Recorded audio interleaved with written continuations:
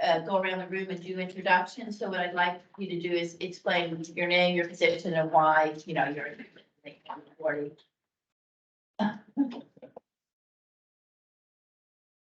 All right, so we'll start with you. Okay. Yeah, absolutely. Hi, morning, everybody. Nice rainy day to get together here, but, my name is Tyson Todd, co-founder and manager of Commonwealth Energy Partners and CEP Solar. That's our primary business, developing solar projects in Virginia, as well as storage and some other land acquisition efforts. So, very glad to see a lot of familiar faces just participate today. Thanks. Hi, my name is Drew Price. I'm the president and co-founder of Hexagon Energy, based in Charlottesville, or Virginia business, just like Tyson's. And I appreciate the opportunity to be very involved in Virginia over the past 7 or 8 years, and I'm excited to talk with y'all about things today. Thank you. Hello, Francis Hotzel, one of the founders. John Hillis, who's on the authority, is my business partner. And I'm the CEO of Solar UNESCO. We're a utility scale solar developer. Thank you. And now we're actually getting on to actual members of the authority. Yeah. Morning, everybody. I'm Catherine Bond, as Vice President for Public Policy and External Affairs for Dominion Energy. Oh, and this way. Your turn. Ken Jarvis, Virginia Energy Renewable Energy Program Manager and staff for this authority. Glenn Davis was a delegate till a couple days ago, now Director of the Department of Energy. Congratulations to Delegate or Director Davis on his new position. My name is Skylar Zung. I'm the CEO and founder of Energy Right, a nonprofit that helps to educate rural communities and rural governments on utility scale solar development. And you're our vice chair. Sure. Yeah, I'm Cleaner Rob. I'm chair of the authority through the end of June. Energy lawyer at Thompson Plum. I'm Joanne Scott Webb. I'm joint partner in Scott Timberland, and I'm involved with solar as far as a landowner. We've been involved with it ever since 2015. We have projects in production since 2016 and 17. And I work on solar almost every day in some phase or some fashion, yes. My name is Greg Habib. I was in the House of Delegates with Director Davis. We were developing a lot of the solar policy and energy policy that is in place today. I'm also a partner at Gentry Locke, where my practice involves legal policy work around the renewable energy space. I'm Mike Walsh. I'm a partner at the law firm Sherman & Sterling. I practice in the solar deal space. I'm not a solar program manager in Virginia, but maybe someday. Being confident for you. Well, thank you everyone for welcoming me here. My name is Chase Counts. I'm a Senior Director of Operations at Community Housing Partners of CHP Energy Solutions. We are not a solar developer. We are the largest nonprofit provider of income qualifying weatherization and energy efficiency services in the Commonwealth. We do have some partnerships with some utility scale solar developers, and we are spearheading the LMI shared solar initiative with Dominion and Dimension Energy. But honored to be here. Hopefully I can provide a valuable perspective. Hey everyone, Aaron Berryville. I'm the solar program manager at the Virginia Department of Energy and staff to the authority. Good morning. I'm Carrie Hearn. I'm an associate director at the Virginia Department of Energy in the State Energy Office, and also the vice chair of the Virginia Renewable Energy Alliance at Clean and Cheers. Thank you. And let's go around to the back. I'm Carmen Blanco Hartfield, and I'm with First Solar, head of government affairs. And we're the country's largest solar manufacturer. Thank you. So I'm Nick Blanton. I am financial and technical manager at Secure Solar Futures out of Stanton. I'm Tony Smith, president and founder of Secure Solar Futures, and we were the first to introduce solar PPAs in Virginia. Ryan McAllister, I'm the CEO of Secure Solar Futures. Greg Hopkins, I'm a developer with Hodson Energy. Preston Bryan from Wireless Consulting. Warren Joe Lurch with the Virginia Association of Counties. Nathan Frost with Dominion Energy. Sean Stevens also with Dominion Energy. Jerry Marshall with Dominion Energy. All right, thanks everybody. And is John on the line? Yeah, I'm here. Yeah, John Hillis, board chair of SHINE Workforce Development Initiative and co-founder of Solar UNESCO.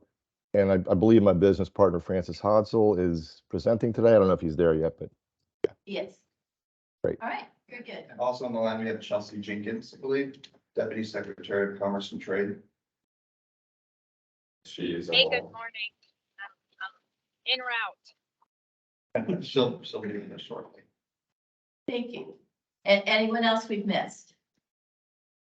All right, our next order after call to order member introductions is the minutes. We are one side of physical form, which is what we need to.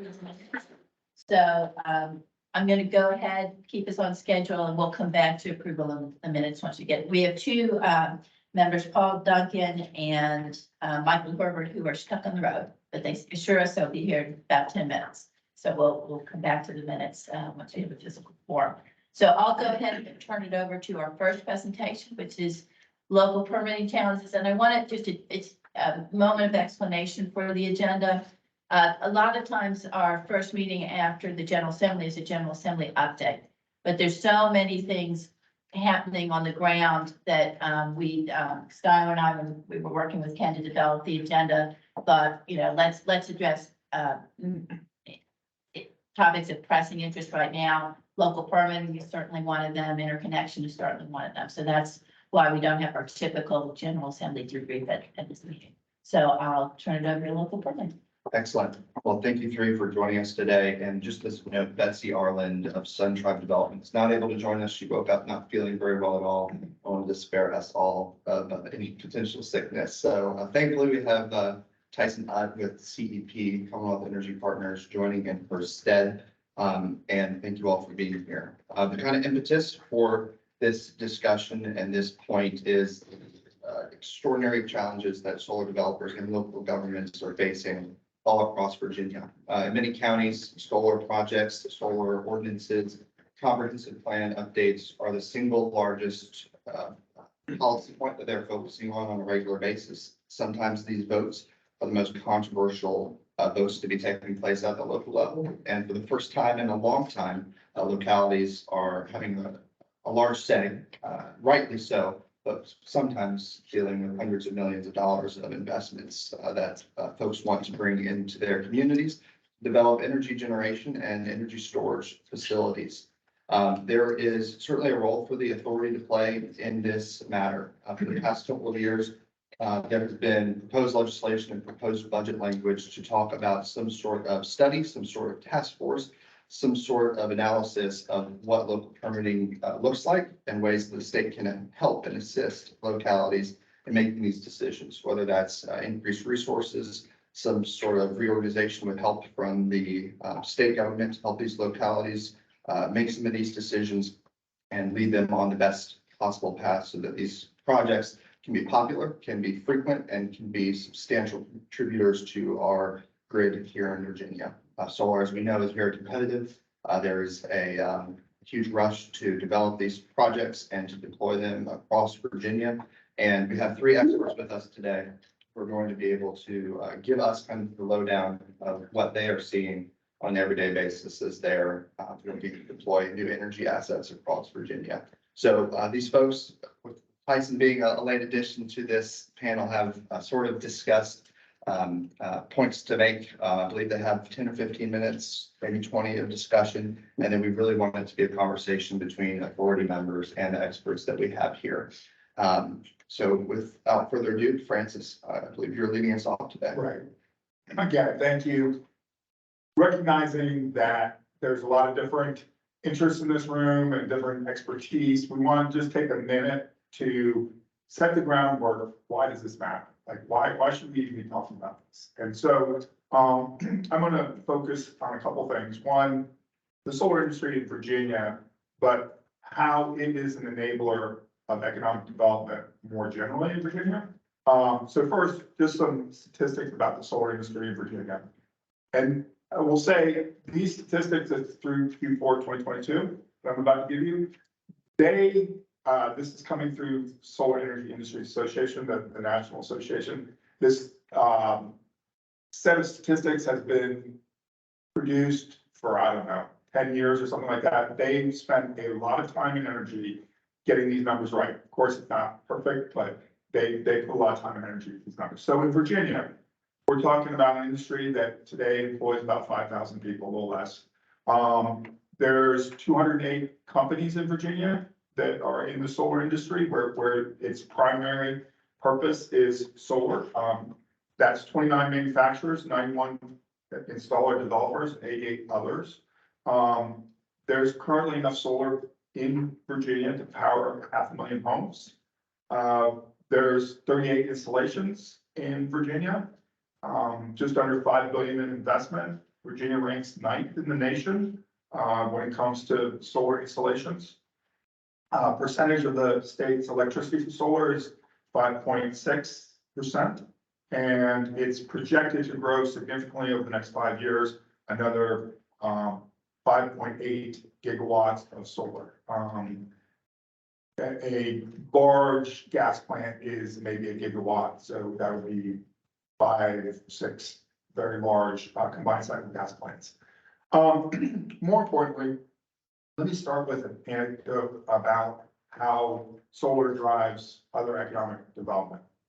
About 3 or 4 years ago, there was a lot of controversy in Mecklenburg County about solar. There's something else going on in Mecklenburg County. Microsoft has a huge data center in Mecklenburg County. Microsoft came, and this came directly from Redmond, to a public hearing and said unequivocally, if you all shut down solar in this county, we will find another place to invest. It was unequivocal. It was very clear. And I think it is just an example of the way many Fortune 500 companies think today. Roughly 80% of Fortune 500 companies have significant sustainable clean energy goals. In a recent Fortune 500 survey, 58% of CEOs of Fortune 500 companies said they plan to be carbon zero by 2050. Now, I'm sure many of you like me have had the opportunity to work with executives in large corporations. They do their homework and they understand that credibility matters.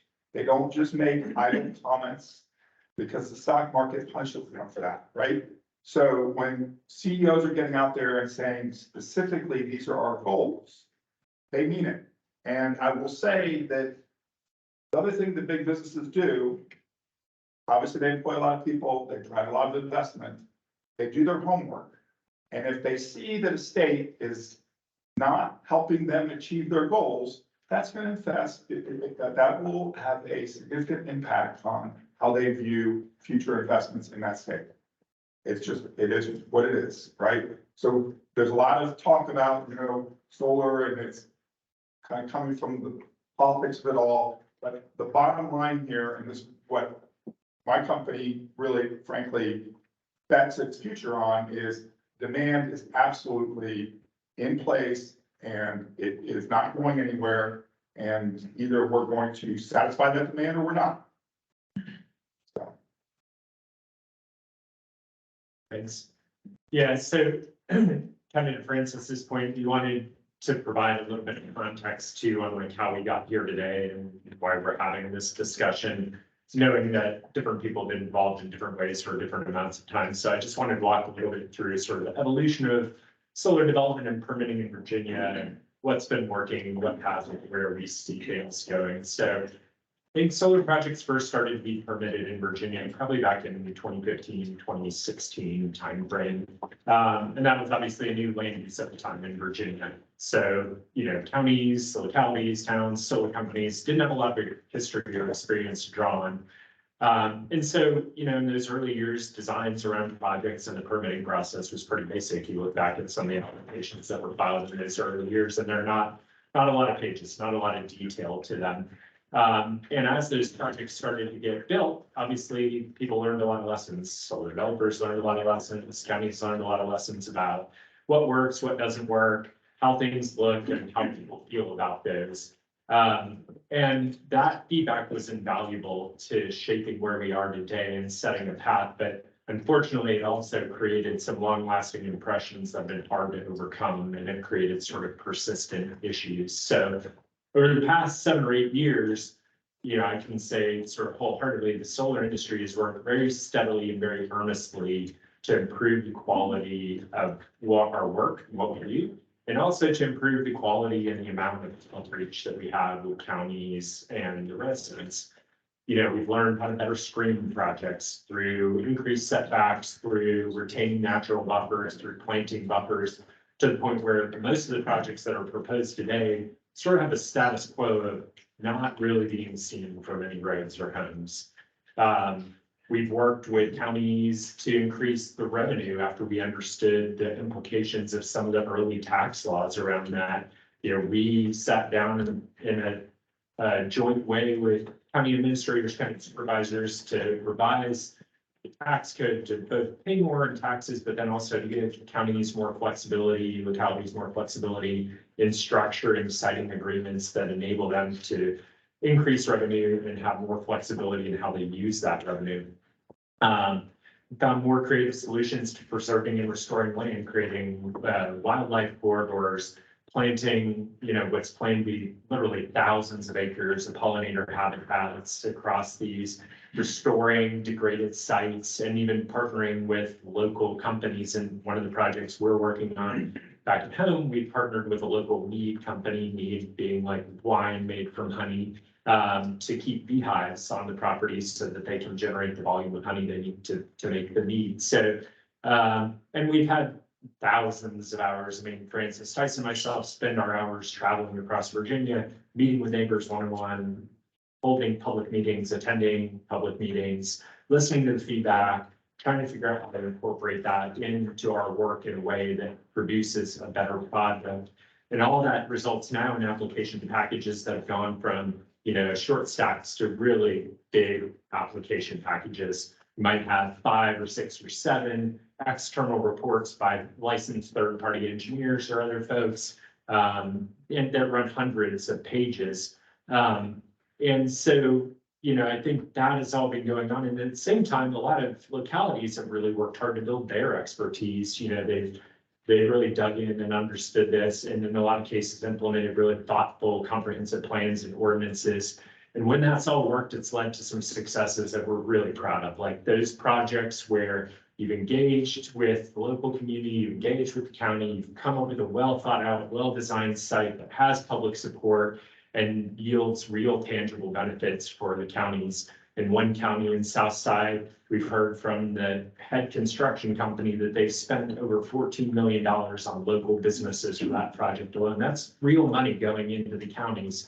And so that's been awesome. Like, and those success stories are out there. And depending on what you read, like, you might see those and feel like everything's like working well and good. And it is in some cases. But I think the other side of this is that at the same time, that it's still not working in the way that I think we all hope it would. And I mean, localities as well as developers there, you can see that there is still a searching for solutions in a lot of cases. And that search is a bit disparate across the Commonwealth, you know? So I think it manifests itself in some of the things that we're seeing in ordinances with counties repealing ordinances, or counties refusing to pass ordinances, or putting in, you know, very extreme measures around requirements for things. You have some counties that don't want big projects, only want small projects. You have other counties that don't want small projects, only want big projects.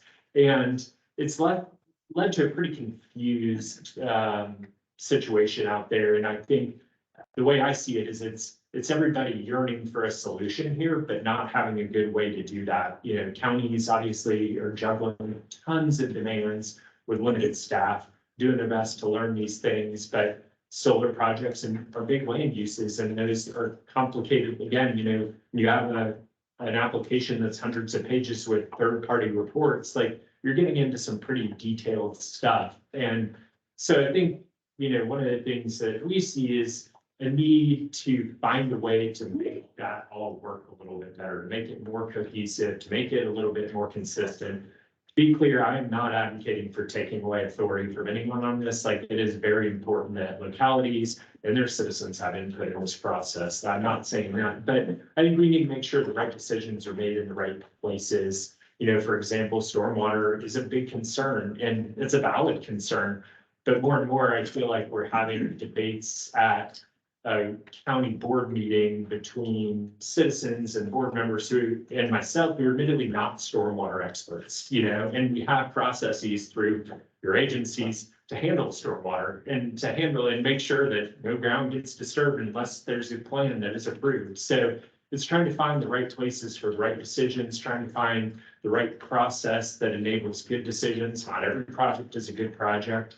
But also it shouldn't be subject to sort of the vagaries of whatever one-off conversations have happened in certain localities between certain developers and certain people. Like, I think there's an opportunity to do this better. And I think Virginia's energy future kind of depends on that. You know, beyond, we're obviously interested in solar, but the governor obviously has a very aggressive, you know, all the above energy plan that to my understanding involves deploying more energy generation across Virginia. And so some of these permitting challenges aren't just applicable to solar, they're applicable to really any public works project that we want to do. And I think there's an opportunity here to improve that process.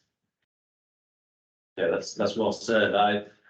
As you all heard and know, I certainly didn't come today with prepared remarks. I didn't realize I'd be speaking, but I'm happy to be able to participate and perhaps contribute some perspective to the discussion. I feel like that really laid a great founding work, Francis, in terms of the demand is there. I mean, we're talking about fundamental market demand that is driving the need for these resources, and it's not exclusive to solar.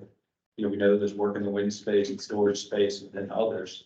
But this concept of moving towards a cleaner economy is something that is set in motion. And I think we all recognize that's the future that's ahead of us. And so we're trying to do the best we can to achieve that goal with as many people benefiting from it as possible. And I think that's a big part of what motivates our companies as Virginia-based businesses. You just see that this isn't a extraction business model. You know, this is an additive business model into these communities. We talk a lot about the environmental benefits that are obvious when it comes to producing power without emissions, but just to reemphasize the point about the local economic benefits are huge. And I think that honestly, those are the things that stick with you after the projects are built. When you see the improvements made at the school, right? New facilities, new fire trucks, those things. And I think that to Drew's point about how the industry really has done a lot in the last 5+ years to make sure that this is a additive solution towards the energy needs, but also those local economic development needs, you know, around reform stuff for local taxes to make that more streamlined, to make it more beneficial for localities, give them more tools like the siting agreements, you know, and something that's very understandable when it comes to the rev share structure. Those are all very positive. What I'd like to add to the conversation, if I may, like a little bit of just personal note. Because I'm looking around the room and I see a lot of familiar faces. It's so great to continue to connect with folks who've been involved in this for a decade or more. And new folks getting engaged in it, seeing the opportunity in Virginia. And what has struck me is, again, like these 4 Virginia companies, including Dominion in that, there's been a lot of collaboration over the years, really trying to find like a path here. And forgive me for doing this, but like on a personal note, you know, as a guy who was born down in Danville, Virginia, you know, then growing up in Winchester and then leaving Virginia to go find experience in the renewable space, building solar and wind projects across the country. It was only 5-10 years ago when the market really began to open up here. And we were able to see this type of growth. So opportunities for folks to come back. And I hear Francis talking about the number of companies in Virginia, the number of employees, that's only growing. And when we are in communities and engaging with stakeholders, and we're hearing these stories about folks who are saying this is providing an opportunity for us here to stay home and to create these jobs. I don't want the importance of that to be lost in the sort of regulatory environment of trying to figure out, you know, 1 + 1 does it equal 2 or not when it comes to stormwater or other technical issues.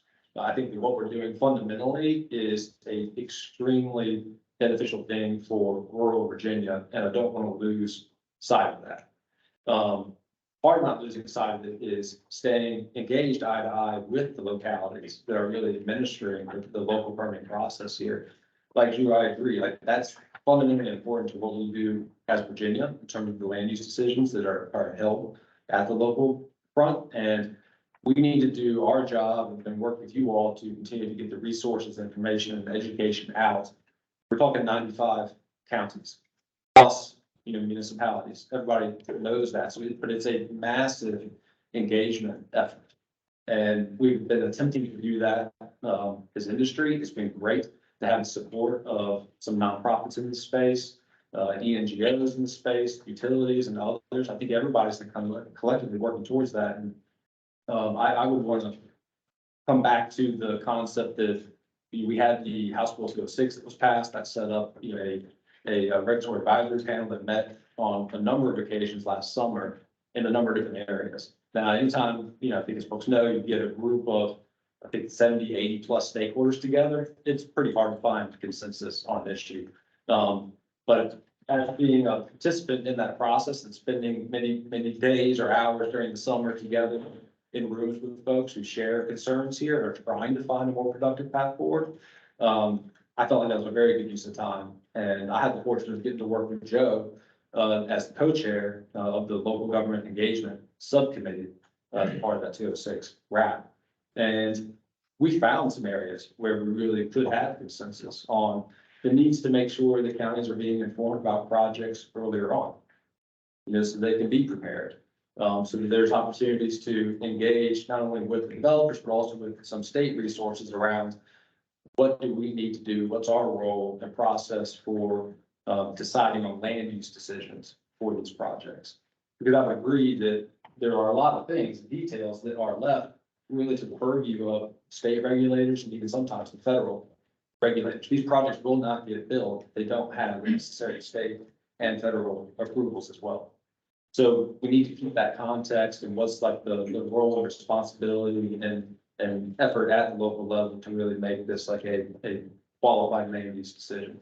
So again, I felt there was progress being made there, and I'm just encouraged that, obviously on plans to go and participate today and just contribute some perspective to that. And that, this to me is not sort of any type of, race to the bottom or, basically detracting from the possibilities here. I'm just encouraged that we're having this discussion and trying to find other ways to benefit everybody with the opportunity.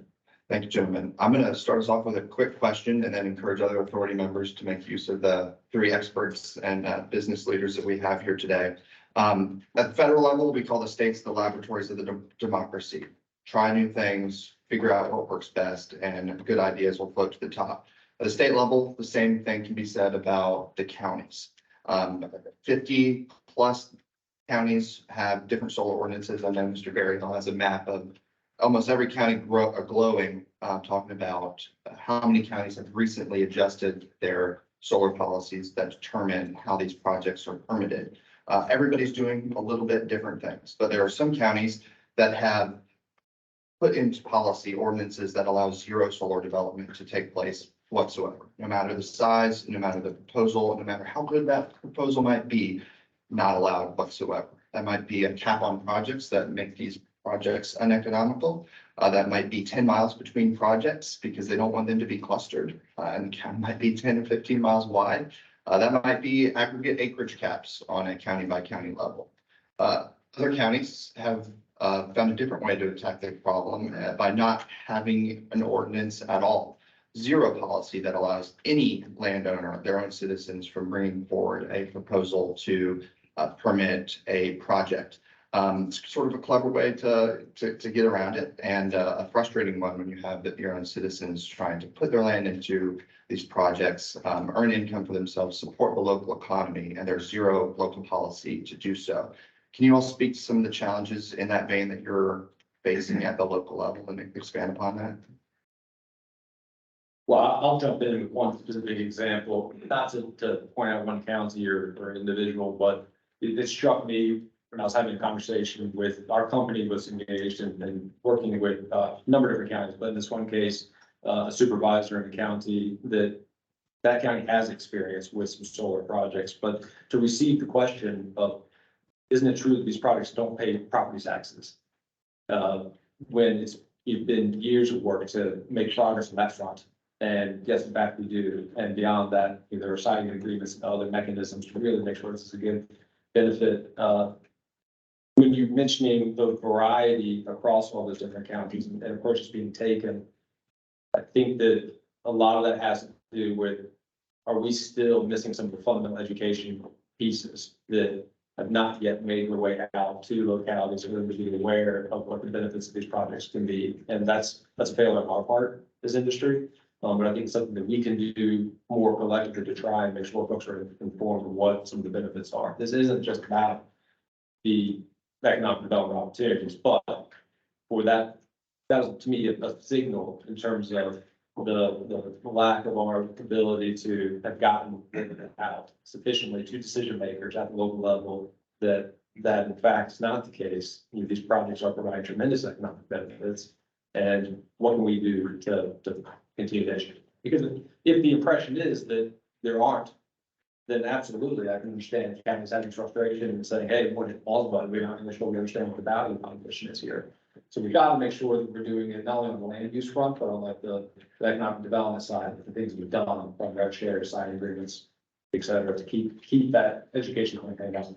So I would say, one thing that strikes me is having sat through, I don't know, many dozens, I don't know if I'm getting close to like 50, 75 planning commission, board of supervisor hearings. When, in many of these counties where our projects are going, and it's rural Virginia, right? You'll see a application, like a 2-page application for somebody to build a wedding venue or something like that, right? And there's a little bit of discussion and it's approved.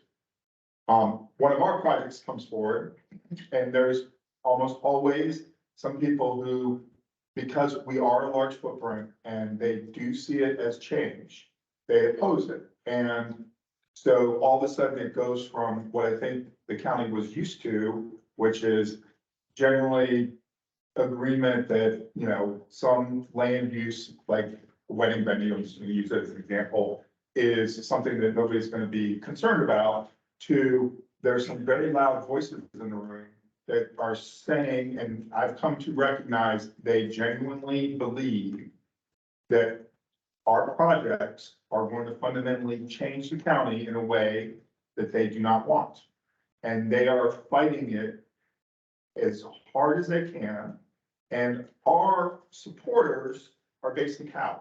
I mean, sometimes you get a few people who will stand up and be like, enough, this is, yeah. I'll tell a funny anecdote in a second, but you know, but that dynamic makes me think, and we're not here to find a solution, I don't think, but you know, these counties need some support. And I think some of this is having been a management consultant at one point in time in my life. Sometimes you were a management consultant just so the CEO could say, they told me to do it, right? So, I mean, to what extent can we support these counties, which I know in some cases, there are supervisors that would like to see the project go forward, but they don't see it worth the political cost of upsetting their friends and neighbors by pushing the project forward. They may think this is the right thing to do, but they're like, I'm not gonna, you know, not gonna go there.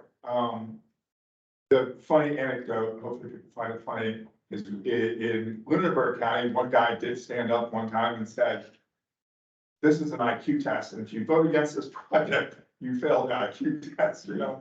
I just thought it was kind of a funny little thing, hopefully y'all. Francis, could you, expand on the comment about the supervisors or electeds thinking it's gonna fundamentally change? Well, I think citizens think it's gonna fundamentally change. I think often over time, planning commissioners and supervisors get to understand that while we may be 1,000 acres or several thousand acres, on a relative basis, it's, you know, 8% or 2% of the land in that county. So I don't think they worry about it from that perspective, and I think they're well educated about the technology often, that it is safe technology. And then as I say, and I think we all say, don't trust us, like, don't trust us that it's safe technology. Force us to make sure there is no risk to your county by removing panels when they need to be removed and things like that. There's a lot of things that can be done that will get the supervisors comfortable. The issue I see is where there's some citizens in the county that do not want the project to go forward there's all kinds of different reasons. It's their view, or it's their hunting ground, or they just think it's not the right thing. And they're adamant, and they often, bring up a number of, claims that I don't think are well-founded. I can give you another anecdote. One time I sat through a presentation, I went up to the guy and said, I'd really like to know, where are you getting your data from so that you and I can have a conversation about, I have information I can share, and he refused. He just stormed out of the room, right? He was not going to, let me see where he got his data from. The point being that I think sometimes the opposition, feels that big business is coming in and they gotta fight us anyway, anyhow, to make sure this doesn't happen. And I do believe they genuinely believe this is the wrong thing. But I also believe strongly it's a very small percentage of that community that's very vocal, that gets the rest of the community to just back away because they don't want to deal with it. Always the way. So similar on the same issue. So what percent of your applications in this industry do you feel are getting denied by city staff? Which is we won't look at it, because right, we can solve the, we're not gonna look at it pretty easily. We can force them to look at it. Well, I used to be able to, now someone else has to. But we can force them to look at it. The issue is, what percent is being denied at the dais, right? With the, 100 people getting up at a, 500,000, whatever, complaining and then dying because of the citizens. Is it usually the citizens that kills it? Or do you have an issue with the city staff behind the scenes still? In my experience, staff has usually been supportive, the county staff has been supportive of these projects, but again, they don't get out of their lane, so they just do what they're supposed to do in terms of preparing the board to review the project. I think I'm seeing more and more that counties are removing ordinances from the solar ordinance out so that we can't even apply. Or they're constantly revising the ordinance and telling us, wait. I have been in many counties where it's been a 3 and 4 year wait to just get your application submitted. So these are the kinds of things that are happening in my experience more and more.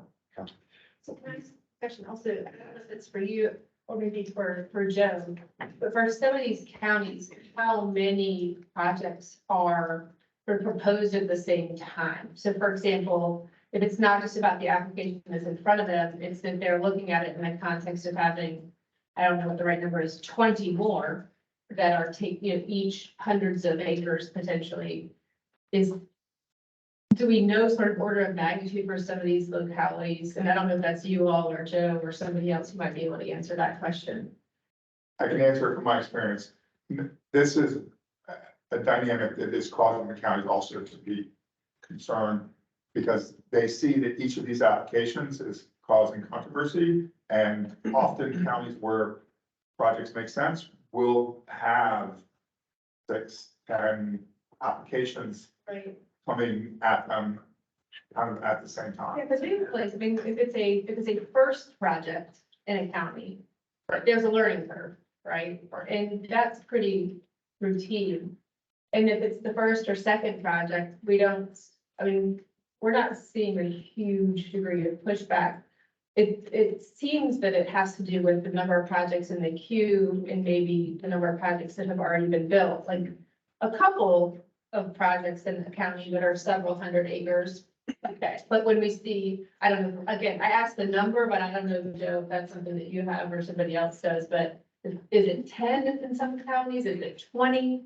Is it thousands of acres? What does it amount to for a locality? I would point out one nuance to that. I totally agree, like when you're the first project in that county, in that region, it has not, but that was like 5 years ago. But also I think counties are seeing the regional picture So they're seeing maybe one or two projects here and then a few projects next to them. And so I think that also causes people to hesitate. If I could add a couple of things to that. One, in terms of, yes, we have this large demand, again, where we need to be able to build projects. But the developers who are proposing projects aren't doing that without, like, basically in a vacuum, as you already alluded to, Catherine, like, one, there are the constraints on the utility grid itself. And I think most folks are probably here today and already know that, understand that. The fact that we are needing to find locations on the system, the grid, where we're able to connect these projects with a more cost-effective approach. And that trickles down to and impacts the ability to deliver power as cost-effectively as possible to customers, to utilities, to others who can then get the approvals that are needed and have a good long-term benefit to ratepayers. So that's important. The second is that these are private companies. There's no in the domain element to this. This is a private partnership with landowners, often cases, private family landowners who are looking to utilize a portion of the property for these projects. So there's no sort of forcing this through, in the sense that, you know, we are responding to the capacity and availability on the grid, responding to the interest and desire of private landowners and families. And then we're also overlapping on top of that, like Drew was alluding to, the own stress test we put on project proposals through screening, diligence, when it comes to all the different regulatory aspects that would have to be put down the road, environmental or otherwise. So a lot of that leads to the projects almost end up sort of deciding themselves where they're going to go. It's just a matter of who happens to get to that location first, where the capacity is, the interest of the private landowner, and the conditions are actually permanent of a cost-effective project. So, you know, we're not just pushing this through. And That's helpful information. I'm just curious as to, like, in some of these counties, is it 5 projects that they're seeing? Or is it 25? And maybe that. I think in some cases, And then sort of additionally, I know the projects we were talking about 5 years ago might have been 20 megawatt projects. These newer projects, can you describe the acreage difference that's occurring? Did you have something to? Well, I was. I'm just asking, there were a couple questions that I didn't know if you were going to answer. No, I was gonna speak to that. I was gonna say something what Landon asked about. Yeah, few questions, and if there's anybody in the room that can answer that, whether on the authority or, I mean, I know Joe can, but just. I mean, we have the data sets at the Virginia Department of Energy through both the Virginia Solar Survey as well as ongoing tracking of like what's in the queue and what's already permitted. So I think that is one. And Karen, Catherine, if I could add, some of the counties that are putting in these very strict and restrictive ordinances are encouraging a mass of applications to come their way before that acreage cap is hit. So there's some counties. I'm not being critical, I'm just trying to understand. I'm just sharing what we've seen is some counties have asked for an immediate influx of 10 or 20 applications before a cap is hit, trying to get grandfathered into that. So these are, today's projects are on average how many acres versus say. We see 2 megawatt projects and 800 megawatt projects, but I'd say, well, you guys answer that. An average sub project. The projects, it's interesting, they've gotten bigger but now I'm seeing a lot of smaller projects too, because of shared solar and I also think that potentially people are finding it harder to aggregate up the land for the larger projects. So a lot of the large tracts of land have probably already been identified. So that's one thing. I think it might also be helpful to level set, because I think this gets right to Catherine's point on what is our business and what does that result in terms of dynamic. We fundamentally are trying to find a piece of land that makes sense.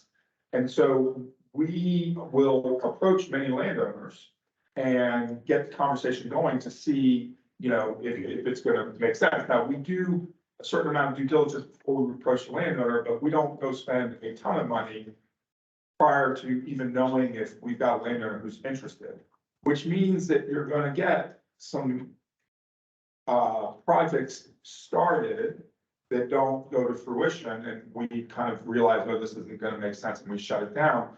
And counties, people, especially in some of these smaller counties in terms of population, there's a good rumor mill that gets going. So, you know, if there's 10, 15 landowners that are hearing from solar developers, the county is hearing that there's 10 to 15 projects that's about to come their way. That may or may not be the case. You know, it's just the nature of our business. So I think it's important to understand that sometimes, and I've seen that in a couple cases where the county administrator is like, oh my goodness, I'm about to get totally overwhelmed with solar projects, which didn't actually happen. Again, does anybody have the answer to that question? So just like range it. Yes, they have the date of all the projects. Yeah, and I'm going to suggest, I clearly messed up. I should have scheduled the whole meeting for this topic because it's an important topic and we're not going to get to the bottom of it. So I'm going to suggest that we're trying to schedule a June meeting. So what I would like to have the authority consider is what we do with this topic. You know, do we address it in our report? Do we try and have some stakeholder meetings? But I think the authority needs to think about, first of all, obviously we need to get the data, and the Department of Energy can give us some of that. But then what do we do moving forward? I know Skylar is interested in having us not just report on things, but actually try to get some resolution or some solutions to perceived problems here with the solar energy development and energy storage authority. So how can we encourage development in this area addressing this topic? Can I just add one quick thing to Director Davis's question into the data too? I think the data won't show necessarily all of the projects that can't be brought forward or have been withdrawn. So I think none of us want to waste our own time or county's time, locality's time pushing projects that aren't wanted or won't work. So I think just keep that in mind when you look at the data that like some of these policies and ordinances have the effect of making it not possible to submit things or causing people to hold that back. And I think, yeah, we're on a trajectory where this will, maybe to Catherine's point, as projects have grown, it feels like it's grinding towards a halt. And I don't say that to me like sky's falling. It feels like that's the direction we're going, that there's a certain amount that is acceptable in certain places. And if the state as a whole, the Commonwealth desires for us to hit those goals, we're going to have to figure out something different to make this work for localities and make it work for the development process. Just really quickly, John Hillis online, has got his hand raised. John, do you want to go ahead? Yeah, thanks. I've had it raised for a while, so this might be at this point kind of a non sequitur, but I just wanted to mention, going back to what some people had questions about, number of projects and counties and sizes. Shine has, I put it on my Shine workforce development hat right now, has a project pipeline analysis on our website that has a lot of this information on there. We've done extensive data mining. Some of the projects may be dead by now. We really need to clean it up, but we have a good platform to extract this information. But that, and also I want to talk about one aspect that hasn't really been discussed here is local employment opportunities and the benefits that has to the localities. Many times when we go to, and Francis knows this very well, we try to permit a project in a county, we talk to them about those benefits and they say, well, what can you guarantee us? And we can't really do anything because there is no guarantee that the EPCs are going to hire labor contractors that are going to hire locally. A lot of times they bring in crews from out of state. Shine's trying to address this. We're trying to get people trained up to do these jobs, entry-level construction jobs. But we've had trouble working directly with the VCCS. They've been great to work with, but we haven't been able to get the people through the program that we really want to. So we're trying to reach out to other entities like the Department of Corrections and local public school systems, trying to get more local citizens employed in these entry level positions. But I just wanted to make sure that we don't overlook that aspect of the benefit to the localities, because I think that is something that they hear and it's very important to them. All right, I'm gonna let that be the last word on this because we are running short on running over schedule, and I'm gonna turn now to the presentation. Thank you for the opportunity. Yes. Yeah, no, thank you, John, so much. Yes, okay, let's go ahead, in fact, let me have Rumi, Michael, and Paul introduce themselves briefly, and then we'll vote on the minutes. So, it's, which, Really, what are one of the board members here of this authority? I want, sorry. With Atlas Ventures is our new company name. We just changed it over with the commercial financing as well as with solar energy. thank you. Michael Herbert, one of the co-founders and managing partners at the Oregon Power, developers, owners, operators, standalone energy storage projects. Based up in Arlington, Oregon, and that means better, like us. Paul Duncan and PR Associates, owner's engineering firm, work both with utilities as well as developers on the solar and the energy storage side, all the way from concept to. Thank you, Paul. So, the item on the agenda before us is the approval of the minutes from the December 13th, 2022 meeting. Those minutes were distributed in advance of this. Do I have any corrections or amendments to those minutes? Hearing none, I would entertain a motion to approve. Make that motion. Do you have a second? Second. Okay, so Joanne, the first, Skylar seconded, all in favor, say aye. Any opposed? Aye. Any abstentions? All right, the minutes are approved. And, Colleen, do you want to introduce yourself briefly? Hello, Colleen Leakin. I am Director of Market Development at AES, working on grid enhancing technologies and bringing transmission capabilities. Thank you. All right, and now we'll turn it over to the item on our agenda, presentation by First Solar. I think we're good finalizing Okay. the presentation up here. All right. So, I'll start. Sure. So I'm Carmen Blanco Hartfield, Government Affairs for First Solar. And, we are America's largest solar manufacturer. So we're not a developer, we create the panels. And, one of the reasons that we are here is, we understand that public servants, especially those people down in local government, are making big decisions about the products and the projects that they have in their communities. And when they make these decisions, they would absolutely prefer to be making these decisions based on facts. And there's a lot of FUD messaging out in the space, fear, uncertainty, and doubt. And this FUD messaging comes with a lot of misinformation. Comes with a lot of misinformation, as we heard earlier, about the economic impacts, about the real estate values, about the safety of the products. And we keep getting called in to the different counties to share factual information about the safety of our product in particular. So we don't speak to others, obviously, but they're safe.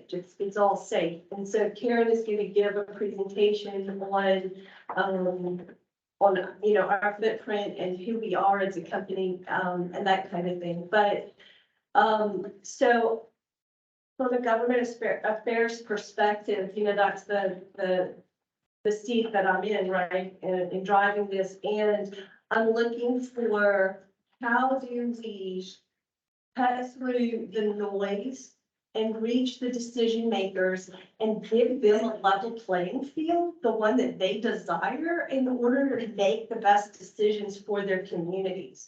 And where can we possibly create a centralized hub of information that they're aware of, that they trust, that they can plug into, and that they can have answers when people from the community come to them with their concerns. Do they have access to a global Q&A from a trusted source that tells them, this is what you're gonna hear, this is what the truth is, here's a good way to respond to that. And I feel like, and the earlier discussion really laid out the need that the local government has in particular as they journey through this. nice little adventure. So I'm gonna turn it over to Kara. Thank you, Carmen, and thank you all so much for having us. Apologies for being so late. I braved I-95 on the rain. And we appreciate it. Thanks again for having us. I lead ESG and sustainability for First Solar, and if you click to the next slide, I'll provide a little overview about us. So we are the largest American solar manufacturer. We were founded in 1999, and we manufacture thin film cadmium telluride solar panels that have a carbon footprint that's 2.5 times lower than crystalline silicon modules produced in China. Next slide, please. So we are headquartered in Tempe, Arizona, and our manufacturing operations are in Ohio. We're also expanding into Alabama. We also manufacture in Malaysia, Vietnam, and our building facility in India.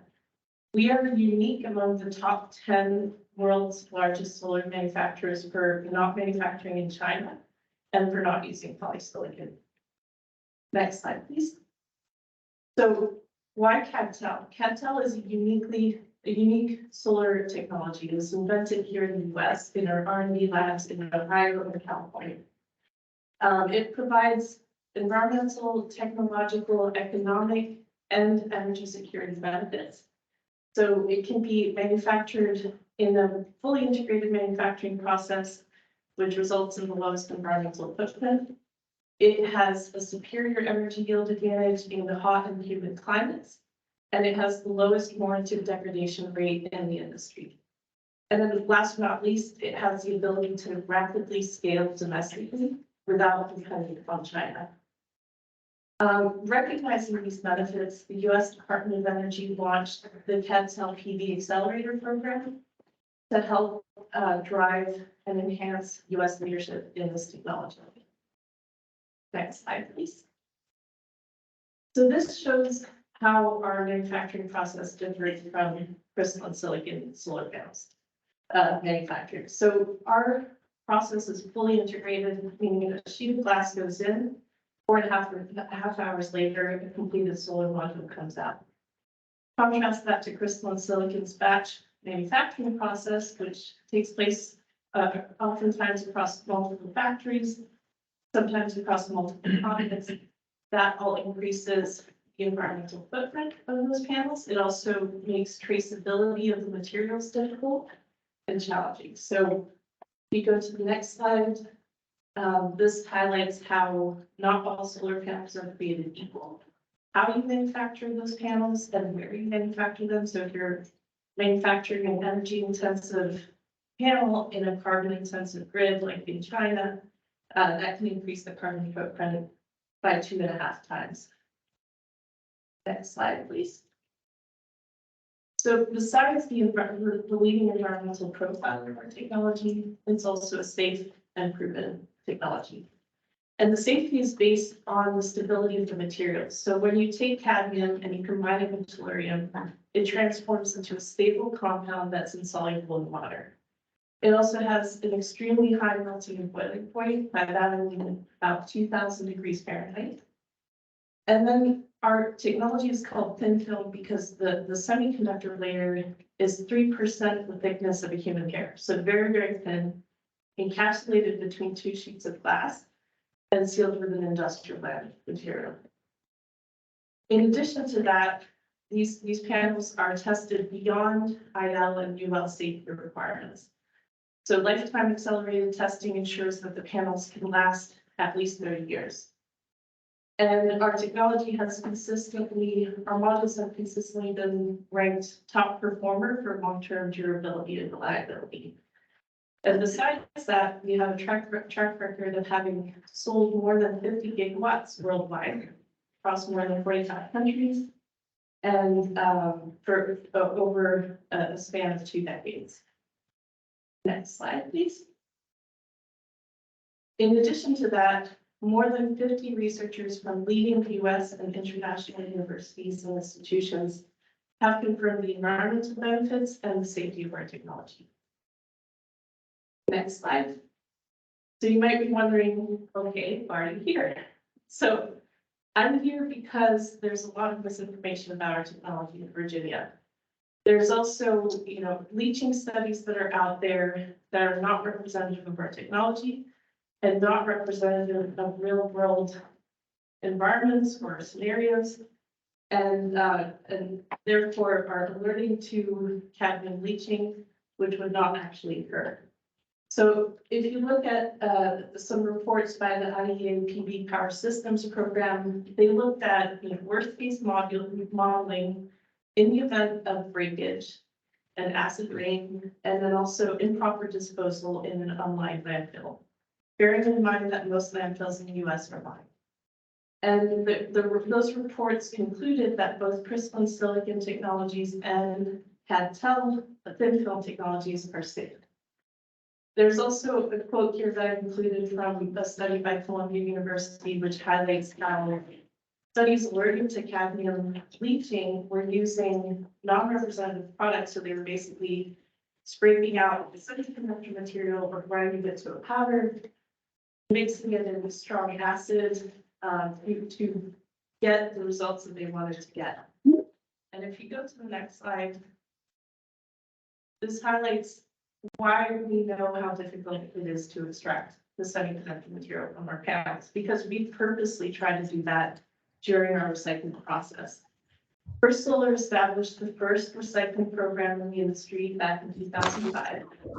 And we've been operating recycling facilities since then and investing in recycling technologies. We're not just recycling, we've also achieved closed loop recovery of the semiconductor material, meaning we can reuse it in new solar panels. And if you go to the next slide, this highlights our approach to circularity. So, and it spans the entire life cycle of our product. So at the beginning of the life cycle, we're taking cadmium, which is generated as a byproduct of zinc mining, and tellurium, which is a byproduct of copper refining. Combining that to create an eco-efficient PV technology that can be manufactured using less water, less energy, less semiconductor material. And at the end of life, we're recovering more than 90% of the materials. Why not 100%? There are some inevitable losses when you crush up the materials. So the 5 to 10% that can't be recovered are being extracted by high efficiency filtration systems. So if you go to the next slide, this provides for any technology nerds out there an overview of our recycling process, which basically first includes the step of crushing up the panels and putting it through a hammer mill. Those small pieces are then sprayed with acid in order to be able to leach and extract the metals. Those are precipitated and then refined, and then they can be reused and used for solar panels. And so currently we're at 10% recycled content for semiconductor material. That will increase as we see more modules come back from the field. So the majority of what we're recycling today is actually manufacturing scrap because products last for 25 years or more. Next slide, please. Or maybe just to highlight, so the glass is cleaned and then it's used in glass container products. And in Malaysia, we found an outlet for laminate material, which is used in rubber products like shoe soles and bike handles. So I also wanted to highlight that we have the first and currently only solar products included in EP, which is an independently validated and globally recognized eco label. And this basically addresses the entire life cycle of the product, from substances used in the product to manufacturing, energy and water efficiency, recycling, as well as corporate responsibility and human rights. And so this is an easy registry. They have categories for computers, servers, mobile phones. They now have the PV module and inverter category. Basically makes it easy for purchasers to identify environmentally leading products from socially responsible companies. Next slide, please.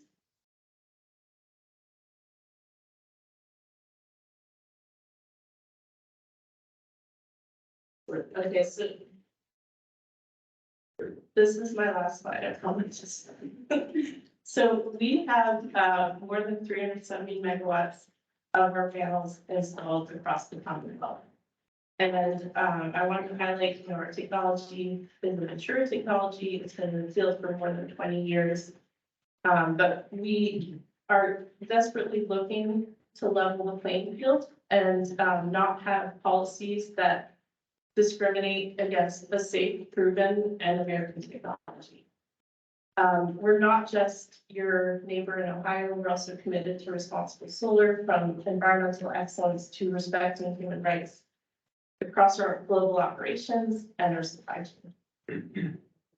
Thank you again. Thank you. And I'm going to have to exercise the prerogative of the chair and cut off this discussion very shortly, just because we're run. So thank you so much. Thank you. And ask that if folks have questions or want to, I apologize, you know, the panel manufacturer here, all these solar developers here, and not allow a free range of discussion. It's just we're short on time. Again, I'm going to invite you to a June meeting. So if anyone wants to, you know, and continue this conversation, then I would suggest we do it at the June meeting. Thank you so much. Thank you. All right, we're going to move to our interconnection challenges discussion. And while we're getting ready for that, I'm going to do, Ken gently reminded me that I failed in one of my other responsibilities as chair, which was for us to vote on the remote participation of John Tellis. So in order for John to officially participate remotely, we need to vote on that as a board. So I'm going to put forth a motion that we allow John Tellis to participate remotely. Do I have a second? Second. Any discussion? All in favor? Oh, sorry. Any other members online that might want to participate? Not that that's Harry. Areas not. He's not. All right, so hearing no discussion, I would entertain a vote. All in favor, say aye. Any opposed, any abstentions? John, you're now officially part of the meeting. Thank you. All right, Awesome. you're welcome. All right, Vincent and Tony, we're going to turn it over to you. Well, actually, let me lay a little bit of groundwork. The reason we're discussing interconnection challenges is because this has been kind of recent developments in this area. Last May, the commission opened a docket saying, "Gee, we want some, we've got these distribution interconnection regulations out there. And we, you know, we'd like to get feedback on whether folks are having, whether there's any need to revisit the commission's distribution regulations."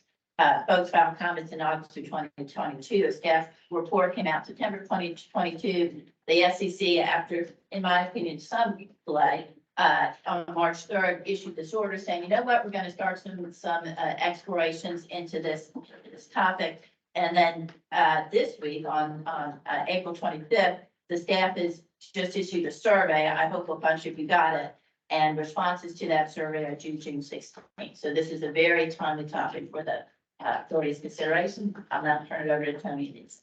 Thank you, Madam Chair, and honored members of the Solar Authority. My name is Tony Smith, President and Founder of Secure Solar Futures. Just as a matter of courtesy, I wanted to see if Dominion would also like to present any comments on interconnection as part of this panel. We weren't on the panel, but. So again, I'm going to tell people we've got a June meeting. So if Dominion wants to respond to what goes on here. Yeah, we have a question. Okay. Yeah, it's probably best to hear what the panel says and decide. Excellent, thank you, Catherine. Just in history of time, 2010, we were the first solar development company to introduce solar PPAs in Virginia. Was then the largest solar project in Virginia, 100 kilowatts at Eastern Illinois University. 2012, we helped organize a stakeholder group, including other solar installers, developers, environmental groups, and with Dominion over a prolonged summer and early fall period to see if we can get solar PPA legislation approved. We were successful with the support of Senator John Edwards to get PPA legislation enacted in 2013. In 2015, we were still the only solar developer doing solar PPA projects in Virginia. That wasn't actually at the time the Solar Authority was first established. In 2017, still no other solar developers in Virginia. We were getting a lot of questions from school districts. Why are you the only ones doing solar PPAs. There must be something wrong with this picture. You're saving us money. We don't have to put up any capital costs. We don't have any operating risk. We don't have to maintain. What's wrong with this picture? And the fact that we had no competition prompted us, together with the Virginia Community Capital, to sponsor a day-long training session for other solar companies, including Segura, SunTribe, Alta Energy, and others, to train them how to do solar PPAs and how to finance solar projects. That was at the time that the Solar Authority added energy storage. So 2017 was actually the turning point for the growth of solar PPAs in Virginia. After that training session, we saw a huge increase in the number of solar PPA projects, especially with public schools in Virginia. So we have been very active in working with the Virginia Distributed Solar Alliance. And so my comments this morning will be focusing primarily on net metered, primarily rooftop solar projects, predominantly with public school districts, universities, hospitals, nonprofits, and some commercial. And my colleague, Lisa Goldberger, will be speaking to shared solar projects, which are predominantly in front of the meter with a larger scale. So, as I mentioned, commercial scale solar has really turned into a fantastic solution for K-12 schools because they save money, they can integrate it into the curriculum. It offers workforce development opportunities because their CTE students can learn skills in the trades of the solar industry. Is the fastest growing job creator. And yet now, all of a sudden we're stumped. We're essentially stopped on projects above 250 kW, largely because of a process that we find ourselves kind of at the receiving end in terms of new standards and requirements for interconnection. And we bring this to your attention as the authority because the mission, as we fully embrace, is to help increase financing for solar and to increase the availability of solar, especially for public and private entities that want to enjoy those benefits. In December of 22, Dominion introduced interconnection standards for net metered solar. This was halfway through a process that the SEC started actually in May of 22. When they opened a docket on interconnection, they heard lots of commentary. In fact, the number one comment that was heard by the SEC was the interconnection issues. The SEC issued its report in September of 22. And again, it was not just that these were new standards, but they were very costly standards. The direct transfer trip, dark fiber costs somewhere in the vicinity of $150,000 to $200,000 per mile. So if you're 5 miles from a substation, you're looking at $800,000 to $1 million on a project that might be if it's a 1 megawatt project, you're adding 30 to 40% to the project cost. The back of the sheet that we handed out has a listing of the projects that are now currently stopped, interrupted, or just in suspension state, including Red River Foods, which is a commercial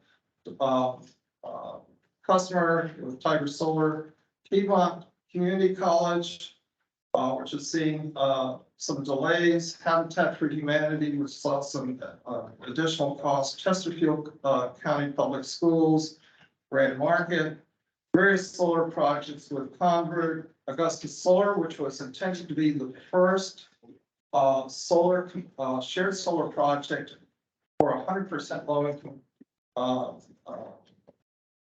households, was stopped we were presented with $1 million in additional costs, which was not going to make it possible for us to meet the policy goals of shared solar in Virginia, which was to make solar available to low-income households.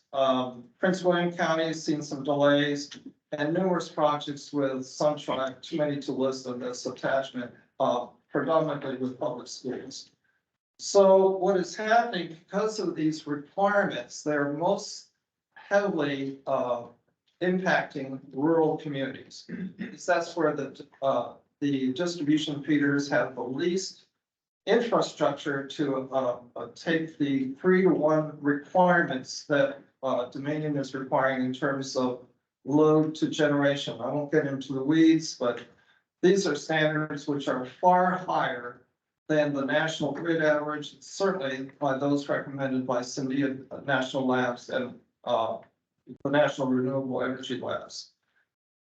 What is happening is that these costs are being pushed to the developers and therefore to the customers, and they're disproportionate to the size of the projects. With projects up to 1 megawatt, it represents a 20 to 40% cost. So we have asked that Dominion immediately suspend these requirements pending the due process established by the SEC, which in March of this year laid out a process for working groups, pilot studies, regulatory reform, which would likely take at least 2 or more years to wind its way through. And unfortunately, neither our customers nor our industry can afford that kind of delay, because these projects are now put on hold. We have school districts like Chesterfield, Fairfax, Powhatan, throughout the Commonwealth, I would say, that have these sustainability goals, these desire to save money, to incorporate it into the curriculum, that are now unable to proceed. So it's an impact on our public schools, on jobs, the access to solar for low income, and ultimately on ratepayers, because commercial solar projects do save money for ratepayers. That's been documented nationwide, because it reduces the peak demand. And also for taxpayers. We as Virginians are paying taxpayers dollars towards the dollars that are now being invested through the Inflation Reduction Act. And those dollars are going to go to states that are solar friendly. So we as taxpayers in the Commonwealth are essentially going to be subsidizing projects outside of Virginia. So we are asking Dominion if it would please respond to the concerns raised by the Virginia Distributed Solar Alliance. We wrote a letter to senior management, CEO Bob Blue on Monday. We hope to get a response next week, and we wanted to bring this to the attention of the authority because this is an issue that is right at the core of your mission and purpose. Thank you very much. All right, thank you. Hi, everyone. I'm Lisa Goldberger. I'm the Policy and Business Development Director for the Mid-Atlantic for New Leaf Energy, formerly Borrego Solar. And before that, I spoke in front of you all many years ago as the Energy Storage Association State Policy Director. So it's good to see some of you and some of you as well. I'm going to take it back. Tony spoke about a very specific issue, which is definitely an issue that's of concern to all projects trying to interconnect into the distribution system in Dominion's territory. I'm going to take us back a little bit and just talk about general interconnection challenges and what we're seeing in terms of trying to interconnect distributed resources. But as Tony mentioned, our company represents distributed generation in front of the meter, community solar, DG projects. We also build utility scale solar and storage. So we are also members, I'd be remiss not to mention, we're members of CTSA, the Coalition for Community Solar Access, and CHESA. We've been working with them both organizations over the last 3 years to really try and address a lot of these interconnection issues. And we've been working collaboratively with Dominion as well, and some folks in the room specifically. So I did want to recognize Dominion for their efforts to try and address some of these issues. I want to point out that the State Corporation Commission actually updated the rules governing distribution interconnection of resources into the distribution system in 2020. The unfortunate thing about that is that the last opportunity for stakeholder comment was the end of 2019. Staff issued a report March 20th, 2020. And you all know what happened April 9th, 2020, which is that the Virginia legislature passed two very important bills for clean energy and distributed energy in particular. The Virginia Clean Economy Act, which includes a lot of deployment of clean energy resources in the Commonwealth, but specifically 1,100 megawatts of projects, 3 megawatts and below in Dominion's territory. And then also the shared solar program, which provides access to Dominion customers up to 200 megawatts in the Dominion's territory. The shared solar program and the VCEA all triggered a very robust response from the development community that resulted in quite significant volume of applications for included generation. I'll say that the last revision to the regulations didn't entertain the scale of the DG resources that we're seeing. And so it's no wonder that we're seeing these concerns and these challenges. And so we just need to get together as stakeholders again to address them and reform the rules governing interconnection to bring us to a point where we can handle distribution and connection in a timely and affordable manner in order to make sure that the VCEA and shared solar goals are achieved at the time that they thought that they would be achieved at in a reasonable cost to coming in. So how is distribution interconnection done today? I am not a utility engineer. I am a policy person. I will explain this to you in the most layman of terms, but projects are studied sequentially, meaning that only one project at a time is studied.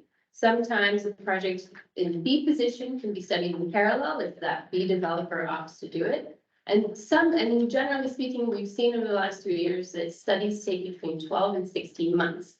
So that means in a particular substation, if you only have one transformer, it's going to take about 3 to 5 years to study 2 to 3 megawatts, depending on what the size of the projects are. So that's just not scalable for us, and that's not going to work for the scale.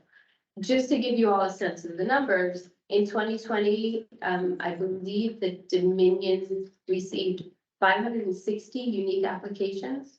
In 2021, 670 distinct applications in the distribution queue. And then in 2023 so far, wait, it's 2022. Yes. Okay, sorry, let me rephrase.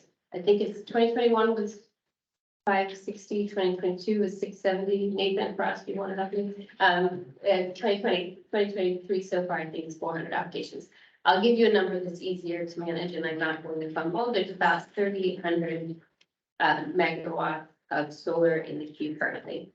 So that's a lot of scale. So that no wonder that it's taking this long to process through all of these. It's a big scale and we need to change things up. Once you receive your interconnection study after 12 to 16 months, you're often faced, to Tony's point, with multiple millions of dollars of upgrade costs. And there's several reasons for that. The DTT requirement, which essentially in non-technical standards means a physical control of your solar project instead of software or using alternative means of controlling the resource, that can trigger sometimes $300,000 to $500,000 if you're lucky. But the problem is that you actually also trigger quite significant infrastructure costs because the grid infrastructure is not up to date to manage 21st century DERs. And so you have the DTT, but you also might trigger a control house that you need to build at the substation. And now people's eyes are really glazing over because I said the word control house. And then sometimes the substation is not big enough to handle the control house. So you have to expand the substation for the control house. And now you're paying for that too. And all of this is borne by that first developer that was lucky enough to get in the queue behind all of his other competitors, who is now going to pay for all of that by themselves because there is no mechanism for cost sharing among developers in substation. So there's some pretty easy best practices that we can employ and roll out here to make things more manageable and more affordable, more timely.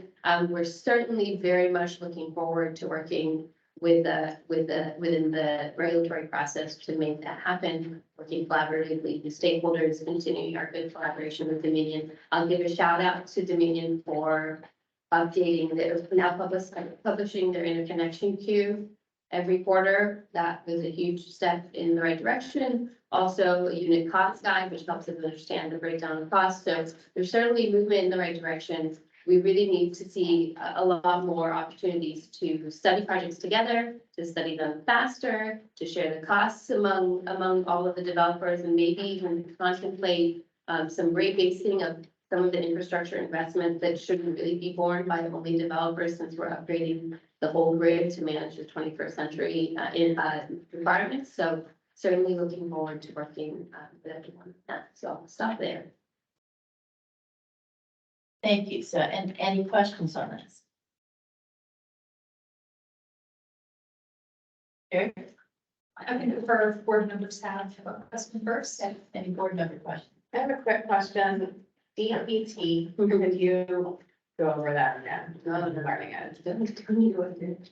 There are people in this room. It's, again, in lay terms, I'm not an engineer. It's a method by which community can control the resource, that is the solar array, by turning it off in the event of a grid outage. Yeah. Traditionally, for net meter projects, this is handled at the inverter level with the solar array. And in fact, all inverters manufactured today have to meet that standard, i.e. 1547/2018, whatever that standard is.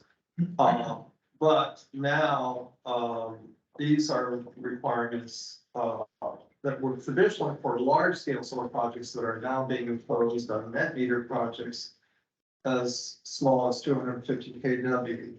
So having that control from the substation to the array now means that we have to pay for the substation improvements to handle that equipment, and the fiber optic cable at $150,000 to $200,000 per mile. So all of a sudden, we're looking at potentially, if it's 5 miles away, about $1 million cost for a project that should not cost more than $2 million. So we're looking at a significant disproportionate cost for net meter projects, which weren't here before. Got it. And then just a quick follow-up, what's the simple reason the inverters can't handle the automatic shut off? Well, they can. They're designed to do that. I think you will hear from Dominion that there are a lot of distributed resources on the grid, and there's some concern about the reliability of those inverters to properly shut it off, especially if there are multiple solar arrays. But I think those are posing those parameters on an industry and for customers without going through the due process of the SEC working groups, we feel was premature. And that's why we're asking for suspension of those requirements for net meter projects. We also believe that there's other technologies that haven't been fully vetted in lieu of fiber optic controls, especially for larger projects. So I think there's a lot of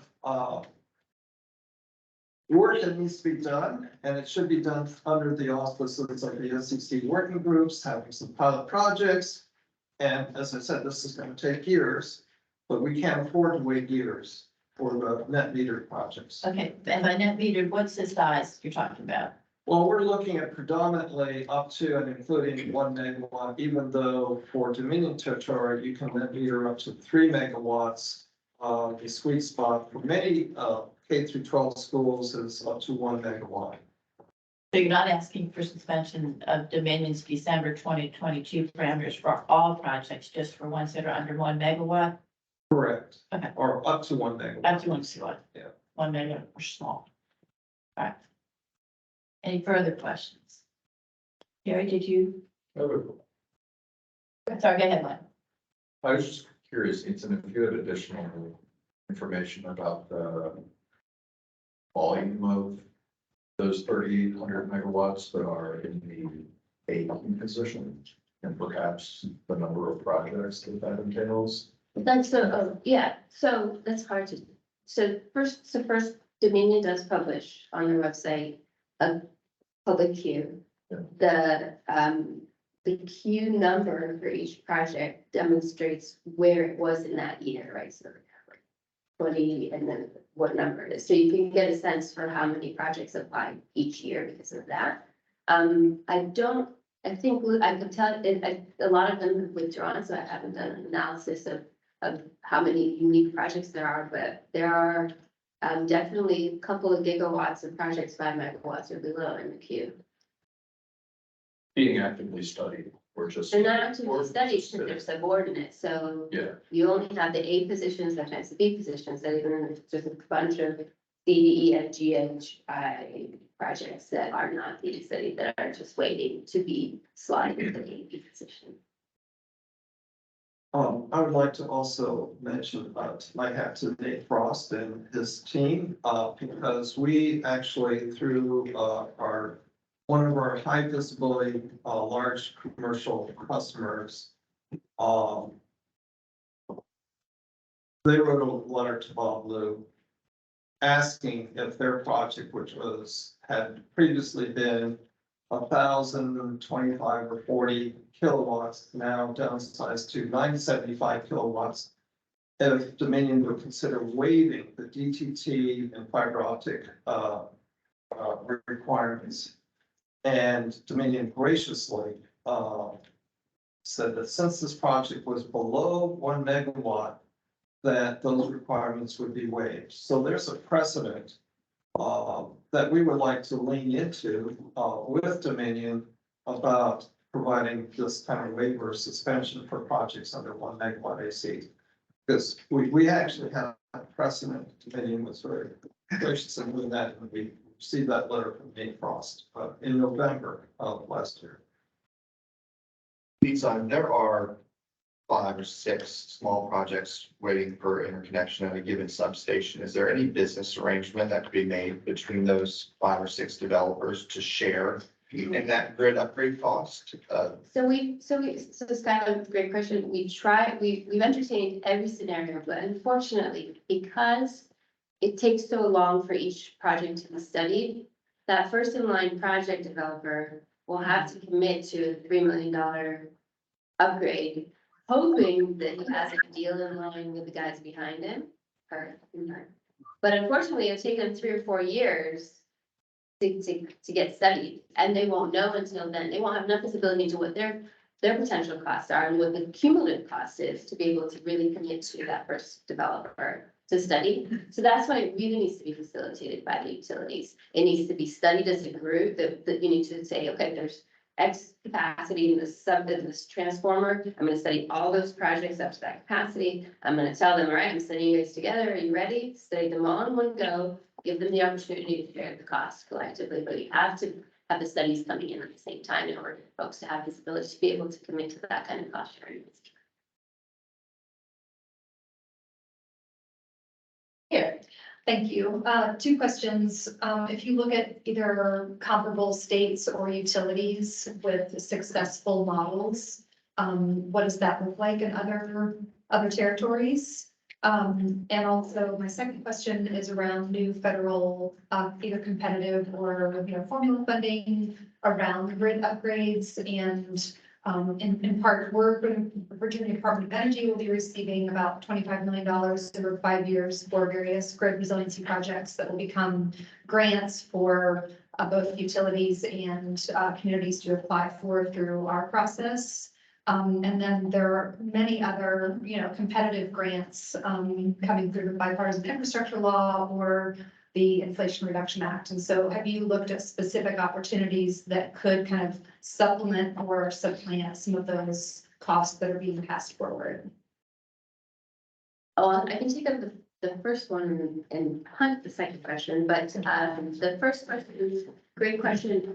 There are New York and Massachusetts, National Grid, definitely at the forefront of both thinking about non-DTT inverter-based solutions, also cost sharing studies. So certainly there are significant tariffs that we can lean on to quickly pull those kinds of best standards here. And technical standards, of course, are not in the tariff, but to entertain the DTT alternative. On your second question, CCSA, Charlie's not here today, but CCSA is very much thinking about how to use federal grants. So I will make sure to have him reach out and collaborate on that, because I think that is a great idea. Yeah, yes, sir. Yeah, for community solar specifically and when it comes to solar projects, you know, we will be looking very closely at the Greenhouse Gas Reduction Fund funding opportunity from EPA that will be coming out this summer. And so gathering input to really what is necessary in Virginia specifically to inform that application. Yeah, that's very Charlie, helpful. his team is already thinking about that. I know for a fact, I don't want to get over my skis and start talking about it myself, so I'll just make sure that they reach out and brainstorm. We're in touch, so yeah. Good, thank you. And you're probably aware of the Sundia National Lab Report of 2013, which has been supplemented since then by the National Renewable Energy Lab about alternatives to the DTT technology. And Will you send that to me? sure, I'd be happy to. So, if anybody got any questions? Okay, yes, sir. I'll say a couple things. One, I don't know about the letter. I can't comment on any letter, but I haven't seen anything along those lines, but just to level set on a couple things. There are net metering projects, as you mentioned, allow up to 3 megawatts, so 30 acres, right? 1 megawatt, 10 acres. We're not talking about a small rooftop installation. And if we get this wrong, the consequences of this from a safety perspective are very high.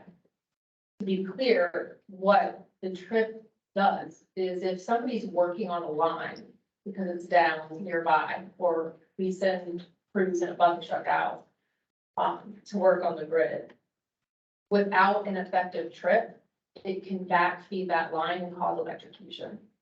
So this is not a matter of convenience. It is literally a matter of life and death.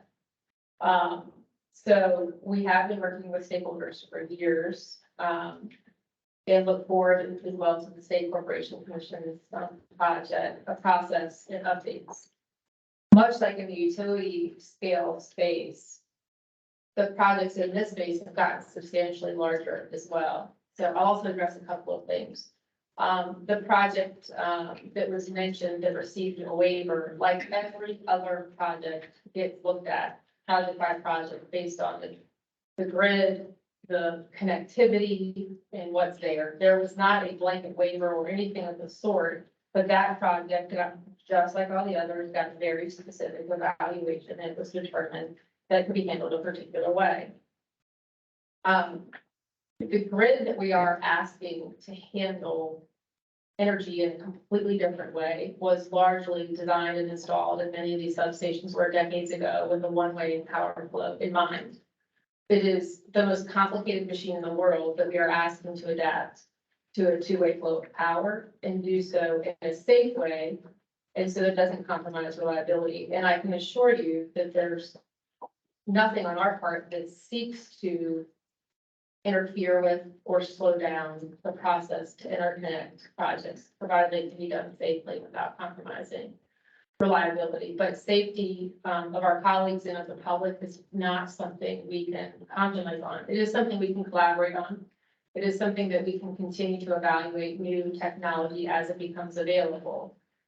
But in some areas where there isn't cellular access or broadband access, the communication between those devices is more complicated, and that's one of the things certainly that we talk about. And yes, there are many, many projects in the queue. Our obligation is to look at every single project in the order it is in the queue and assume that all of them happen in that order. So if there's 9 projects in a queue, we look at the first one, then the second one, assuming the first one's occurred, then the third one, assuming the first and the second occurred. At any point in the process, they could be withdrawn. But another issue that we've talked about is just sort of how in areas where the queue becomes stale, we still have an obligation to evaluate all the projects, even if there's a low degree of likelihood. Some of them, of that 9, how many will actually get developed? Maybe 9, maybe 3, but we've got the obligation to sort of stack them up on top of each other and calculate the impact to the grid accordingly. So we look forward to continuing the discussion, but also just want to make sure we level set that this is not a purposeful impediment or purposeful delay. It is a careful assessment based on the conditions that the grid at each one of these particular locations, in addition to any other projects that might be in the queue, for projects that are getting increasingly larger, while keeping up with current technology that's proven, and again, without compromising reliability or safety. But a blanket waiver that would compromise either of those things would be improvement and outside of our duty to serve our customers and our core mission of safety. All right, anything further? I have a feeling this conversation is going to continue. But thank you so much, Tony Neeson and Captain One. It's a different perspective on here. Thank you. So I am delighted, we're only 10 minutes behind. The next topic is the appointment of the new authority chair. I turned to Huskin on June 30th because I've got 2 4-year appointments and that's all you get under the law. So we'll come June 30th, we'll need a new chair. So that's another reason for the June meeting is because I want each of you to think, Skylar is currently vice chair. So does Skylar want to continue that role? Does he want to move up? Do any of you want to consider vice chair or chair? But we've got a lot of hot topics now, pressing topics. We're going to need very vibrant vice chair and chair and on this authority. So between now and when we meet in June, I want you guys to think hard about whether you want to step up and be considered for vice chair or chair. And I am going to also announce an inconsistency that I noticed. We all, Ken, because our staff keeps us straight. He gave us this, Virginia Solar Energy Development Energy Storage Authority, all the rules, et cetera. That I want to point out, and this is in the report, that our 2022 report is still under review. But in that report, it clearly points out that the authority expires July 1, 2025. I was looking at the appointment terms that he gave us, and some of your appointment terms go through 2026, 2027. So there's some inconsistency in thinking about this authority. So another thing we might want to consider, and I'm glad Chelsea's here and the director is here, is there any utility in extending the life of the authority? So let's hear. As such, is there any contemplation of combining forces, because now there's a Clean Energy Advisory Board and there's also this authority that the topics and the stakeholders involved have a lot of common points of view. And so if that were contemplated, they both do annual reports from a staff perspective, it might create efficiencies. Love to read last report. And I don't know, would that be a legislative change? It would be. This is in the statute, the deadline's in the statute. And are there vacancies on the authority? No, we're full up now. Full up. But when I said that would be an extra. And then I think there's another one who's expiring at the end. I got it here. It is John Opperman. He expires also at the end of June, but he is eligible for re-upping. So that we may or may not have 2 vacancies as of June 30th. Are there the 2 boards that focus on solar issues? Is it this one and then the Clean Energy Advisory? Are there any others? Those 2 queues. But there's also Valley, which is offshore wind. So there's kind of 3 that traverse the same sort of space. One on wind, one specifically on solar energy storage. Energy storage just sort of goes in either bucket, and then there's a clean energy bucket. There's actually 3 that are statutorily established. When does the Clean Energy Advisory Board kind of run out of its? It does not expire. All right, so that's what I had on the agenda. So I hope everyone would consider the thought between now and our June meeting. And Ken, we do not yet have a time for that June meeting, right? We do not, but a lot of people have responded and the results are not good. And I'm wondering, should I resend a poll for different dates? Because I think the majority of you all have responded and we still don't have a quorum. And this will be an all virtual remote, so you don't have to leave your home and get on 95 and deal with that. Special thanks to those who did it today. And yes, are we confident that we can, there's no question, because what I want to do is get a new chair in place. So are we confident we can have virtual and get a new chair in place? I'm gonna go through, I'll check with our OHE, but I'm Okay. pretty sure that we are allowed 2 all virtual meetings per year that have the same rights as an in-person meeting, including voting rights. So I was, Better luck getting quorum than instead of a 2 hour block, we're trying to find 30 minutes to just do. if that's the only thing, I that's the wonder only if thing that's, you want to do is vote. I'm not suggesting that's the only important, topic for the authority. I'm just suggesting if it needs to be done in that timeframe, perhaps a 15-minute meeting or a 20-minute meeting to cover just that topic would be easier to schedule, but we'll leave it up to you. One thing that's gonna need to be brought up sooner than it has in the past is the issue of the annual report. You know, you below the deadline every year, and this year was no exception, and, you know, we just have to figure out how to, well, get that thing going sooner so that we can get it under review, by the secretary's office. What is it? In time for the actual legislative deadline. So what's, working back from the legislative deadline, what's our deadline for getting that report out for review? I would have to defer to our deputy secretary here. I know legislatively it's due to the GA on October 15th, I believe, but it's got to go through review by your office and then our office before that. It almost seems like we need to start working on it in June.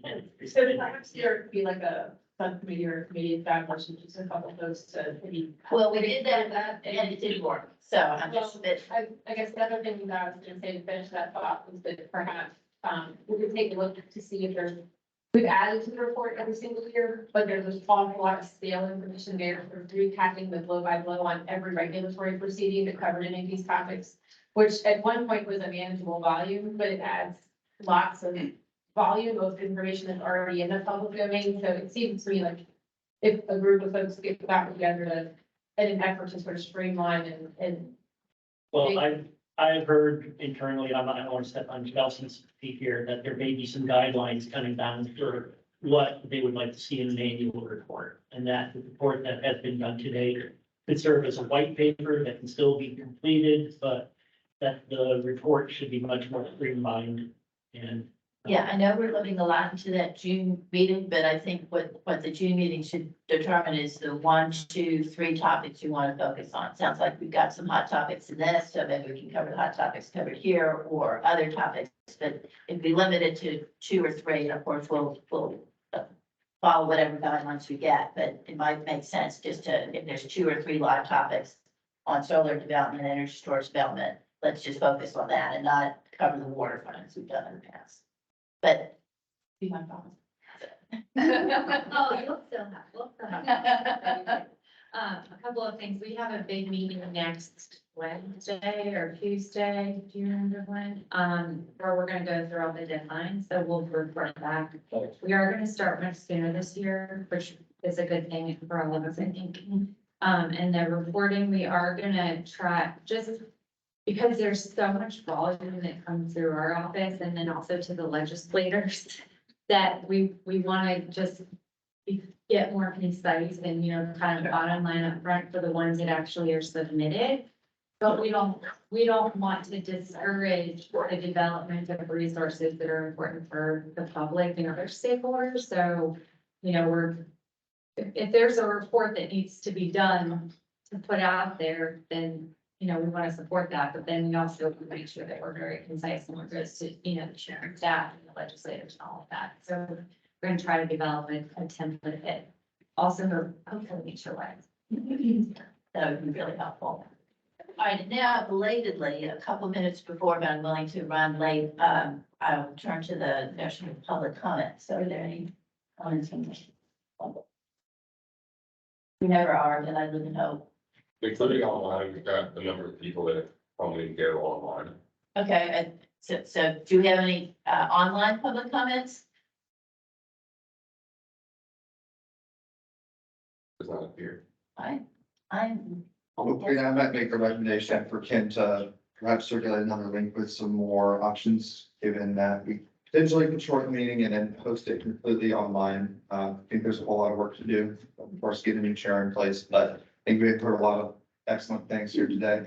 Perhaps some direction for the authority and how to looking into brainstorming and solving some of these issues for the Commonwealth. And would love for our new director and of course Deputy Secretary Jenkins to join us again in June if they are available to help provide some direction for the authority. And perhaps, we might also want to do a follow-up meeting, because it sounds like there's going to be work after June, so we might now want to start setting the meeting that's also of course after June, so we can keep moving forward, just go ahead and get that on the books. And I really do want to thank all the folks who came, the input was tremendous, and really appreciate all making it happen. All right, and I'm amazed, we stand adjourned at, well, I'll entertain a motion to adjourn at a minute early. Okay, Joanne, motion, do you have a second? Second from Paul, all in favor, say aye. Aye. Any opposed, any abstentions, we stand adjourned.